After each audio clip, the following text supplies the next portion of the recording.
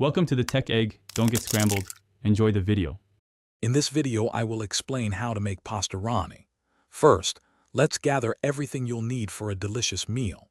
Grab your favorite Pasta Roni box, 2 cups of water, and 2 tablespoons of butter or margarine. You'll also want a medium-sized saucepan and a stirring spoon. Having all your ingredients and tools ready before you start makes the cooking process smooth and enjoyable. This simple preparation ensures a quick and tasty dish every time. Now let's get cooking. Begin by melting 2 tablespoons of butter or margarine in your medium saucepan over medium heat. Once melted, add the pasta and the seasoning packet from the box. Stir constantly for about 2 minutes, ensuring the pasta is lightly toasted and coated with the seasoning. This step enhances the flavor. Next, carefully pour in 2 cups of water and bring the mixture to a rolling boil. Keep an eye on it to prevent boiling over. Once boiling, reduce the heat to medium-low, cover the saucepan, and let it simmer gently for about 7 minutes.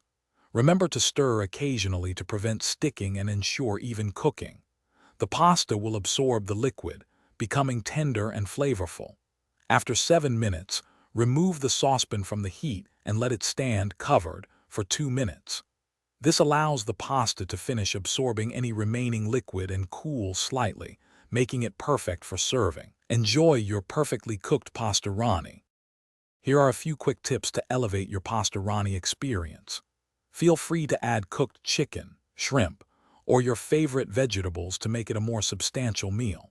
You can also adjust the amount of butter or water slightly to achieve your preferred consistency, whether you like it creamier or firmer. For more great tips and resources, including a book that can truly change how you think about money, be sure to check the description below for the link and other deals. Thanks for watching and happy cooking.